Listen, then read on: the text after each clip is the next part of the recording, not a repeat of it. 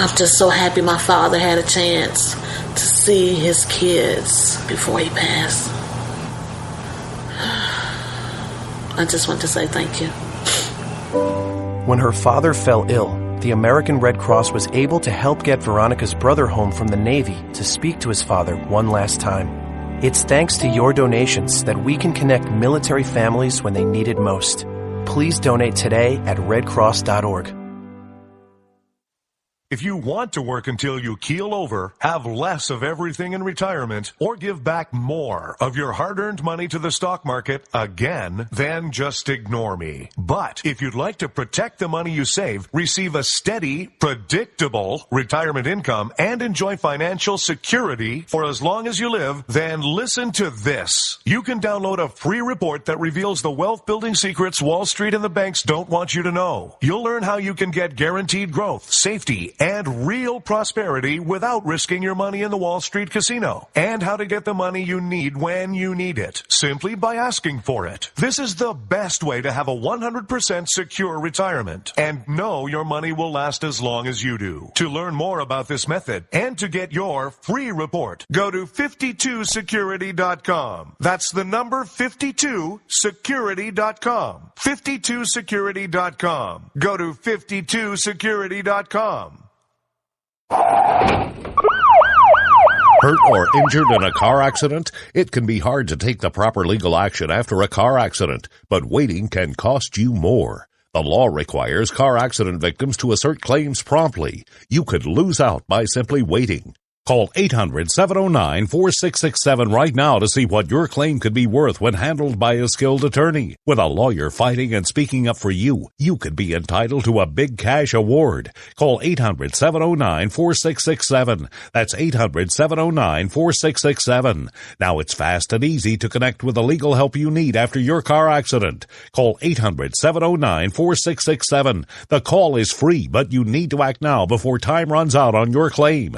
You need a lawyer to fight for you, protect you, and get you the compensation you need and deserve. Time's wasting. Call 800-709-4667. That's 800-709-4667. Call now. I considered suicide so I wouldn't put my family through all the pain. Many of our warriors are returning home from the battlefield, only to face a new war as they struggle with devastating injuries. At Wounded Warrior Project, we understand. We're there to help. Even though you think you're broken, you're not. It's the physical and the emotional healing that Wounded Warrior Project provides. With a gift of just $19 a month, you can join Wounded Warrior Project. You'll help provide critically needed programs and services that rebuild lives. Beautiful. There you go, buddy. The ongoing needs of our wounded and their families will continue for many years to come. Now is the time to show your support. Call now or go online with your gift of just $19 a month, and we'll send you this Wounded Warrior Project blanket. It made me feel that there's people out there that care about us. After this event, we can finally maybe start to heal as a family and move forward. We need your help. The families are hurting. For many of our wounded heroes, the greatest casualty is being forgotten. That's why your gift of just $19 a month is so important. Please, call or go online right now. The following letters were written by our troops. My dear fellow Americans, I truly appreciate your support. I was starting to wonder if people had forgotten about us over here. But then one of my buddies showed me this website, and now as tears are streaming down my face, I can see for sure that you haven't. Private Emily B., U.S. Army. It's so heartwarming to see the American people not letting the men and women of the armed forces be forgotten.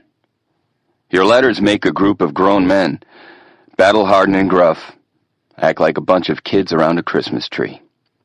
Thanks. Staff Sergeant Matthew H., U.S. Army. Your support may be the most important thing our troops can carry with them. But don't take our word for it. Take theirs. To show your support, visit americasupportsyou.mil. Brought to you by the U.S. Department of Defense and the Ad Council. Millions of Americans every day are shedding unwanted pounds by taking tested and proven Ultra Lipo Stick. Carbohydrates are bad. Our carbo-fighting antioxidant is good.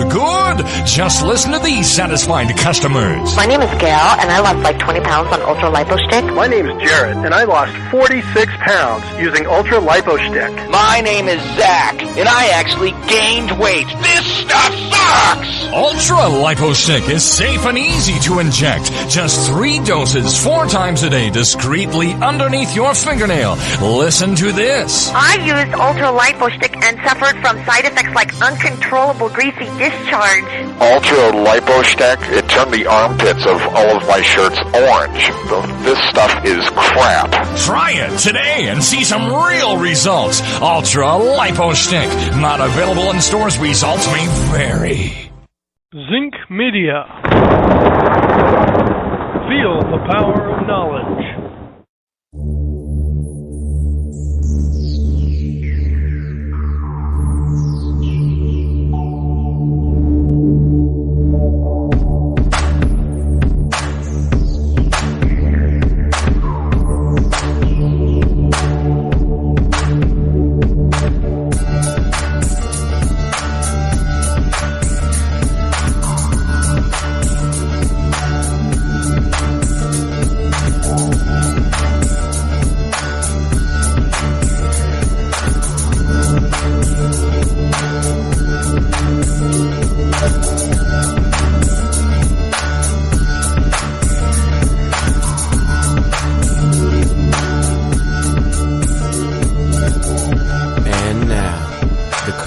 most politically incorrect black man on the planet, Rod Eccles.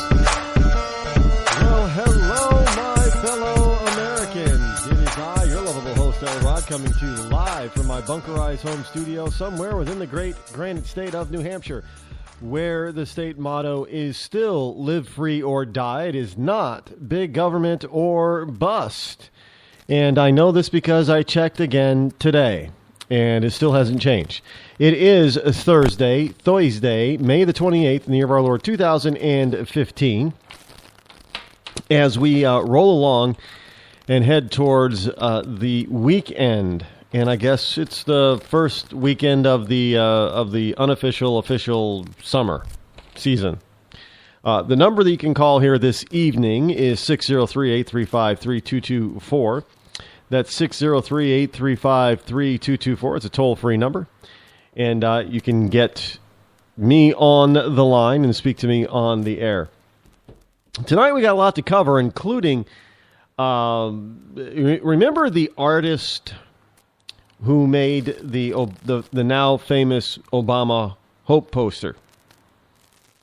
And it's been parodied and copied and all kinds of stuff since then. Well, he's in the news, as well as the New York Assembly is in the news. And it's a see, I told you so this was going to happen because it was coming, and here it comes.